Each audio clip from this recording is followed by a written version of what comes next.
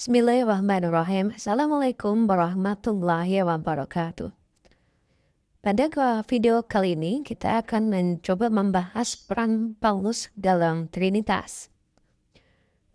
Walau istilah Trinitas belum muncul di masa Paulus, pemikiran dan teologi Paulus sangat berperan dalam membuka jalan menuju lahirnya konsep Trinitas, yang kemudian diformalkan pada Konsili Nisia tahun 325 Masehi dan Konsili Konstantinopel tahun 381 Masehi.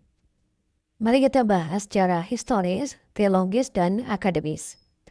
Yang pertama adalah tentang Paulus terkait sosok dan latar belakangnya.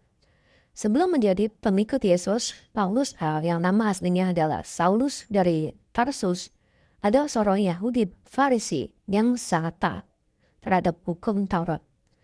Silakan lihat di Filipi 3 ayat 5-6. Namun setelah pengalaman rohani di jalan menuju Damsyik, ini ada di Kisah Para Rasul 9, ia mengaku menerima wahyu langsung dari Yesus dan menjadi rasul bagi bangsa non-Yahudi atau Gentiles. Karena tidak pernah bertemu Yesus secara langsung dan berbeda dengan para rasul di Yerusalem seperti Petrus, Yakobus, Yohanes, Paulus ini mengembangkan tafsir dan teologi yang sangat khas dan ini sangat mempengaruhi arah kekristenan berikutnya. Yang selanjutnya nomor 2, kita akan bahas tentang peran teologis Paulus dalam akar Trinitas. Meskipun Paulus tidak pernah menggunakan istilah Trinitas, ia yang pertama meninggikan posisi Yesus hampir setara dengan Allah. Yang kedua, menempatkan Roh Kudus sebagai kekuatan ilahi yang aktif. Ketiga, menyatukan Bapa, Anak, dan Roh Kudus dalam pola doa atau berkat. Dengan kata lain, Paulus memberikan fondasi konseptual bagi teologi Trinitas yang baru disistematisasi berabad-abad kemudian.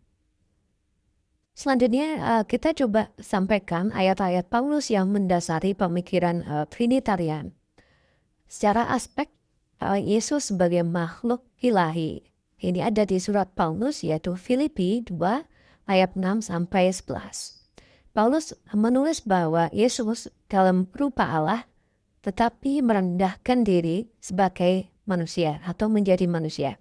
Ini menunjukkan konsep pra-eksistensi Yesus sebelum lahir. Selanjutnya aspek Yesus sebagai anak Allah.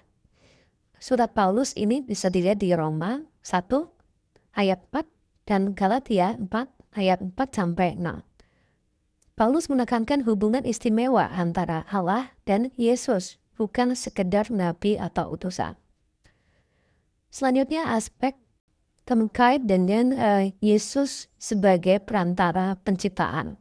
Ini bisa dilihat di surat Paulus yaitu Kolose 1 ayat 15-17. Dinyatakan bahwa segala sesuatu diciptakan oleh Dia dan untuk Dia. Ini mirip dengan konsep logos dalam Yohanes 1 ayat 1. Kemudian aspek 3 unsur ilahi. Dia ada di surat Paulus di 2 Korintus 13 ayat 14. Kasih karunia Tuhan Yesus Kristus, kasih Allah, dan persekutuan Roh Kudus menyertai kamu sekalian. Pola liturgis Trinitarian yang paling awal. Dari ayat-ayat ini, Paulus jelas tidak berbicara tentang tiga Tuhan, tetapi juga tidak lagi berbicara tentang monoteisme Yahudi yang murni. Ia memperkenalkan bentuk monoteisme kompleks, di mana Yesus dan Roh Kudus memiliki posisi dalam keilahian Allah. Selanjutnya, apa yang menjadi dampak pemikiran Paulus terhadap gereja di awal-awal? Para teolog sesudahnya seperti Justin Martyr di abad kedua, kemudian ada Tertullian abad ketiga dan Athanasius abad keempat, membangun teologi Trinitas berdasarkan kerangka pikir Paulus. Seperti Tertullian tahun 200 Masehi kurang lebih, adalah orang pertama yang memakai istilah Trinitas. Dan ia banyak mengutip surat-surat Paulus sebagai dasar bahwa Allah memiliki 3 persona, Selanjutnya, Athanasius kemudian memakai konsep sehakikat atau homoousios antara Bapa dan Anak, yang pada dasarnya melanjutkan ide Paulus tentang keilahian Yesus. Kemudian bagaimana pandangan akademis tentang peran Paulus? Karen Armstrong dalam A History of God tahun 1993 menulis bahwa Paulus mengangkat Yesus dari seorang nabi Yahudi menjadi pusat penyelamatan universal. Dan dalam proses itu, ia menanam benih bagi teologi Trinitas yang akan datang. Selanjutnya ada Bart de Bachman, Profesor Studi Perjanjian Baru dari University of North Carolina, dalam bukunya How Jesus Became God tahun 2014, menyatakan bahwa ide bahwa Yesus praeksis dan memiliki status ilahi sudah muncul dalam tulisan-tulisan Paulus jauh sebelum Injil Yohanes. Kemudian gereja menafsirkan ini sebagai dasar bagi Trinitas. Selanjutnya ada akademisi James T.K. Dunn dalam bukunya Christology in the Making tahun 1980 menyatakan bahwa bagi Paulus, Yesus adalah perwujudan hikmat Allah yang bekerja di dunia.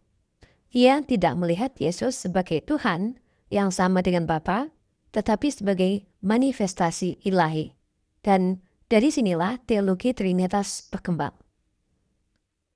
Dari fakta-fakta di atas, dapat disimpulkan yang pertama dari aspek sejarah, bahwa peran Paulus dalam hal ini adalah tokoh pertama yang menulis teologi Yesus secara sistematis, ya tahun 50-an Masehi, bahkan sebelum Injil ditulis.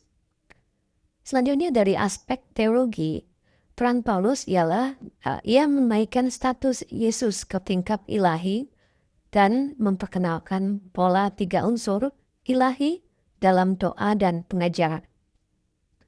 Selanjutnya aspek perkembangan Trinitas. Peran Paulus pada aspek ini adalah ajarannya menjadi fondasi yang disempurnakan oleh para teolog setelahnya, hingga menjadi doktrin resmi pada konsili Nisea dan Konstantinopel. Dan kesimpulan akhir yang bisa kita ambil adalah bahwa Paulus tidak menciptakan doktrin Trinitas secara langsung, tetapi ia adalah batu loncatan teologis terpenting menuju pembentukannya. Tanpa tulisan-tulisan Paulus, konsep Yesus sebagai Tuhan Anak mungkin tidak akan memiliki dasar kuat dalam kekristenan.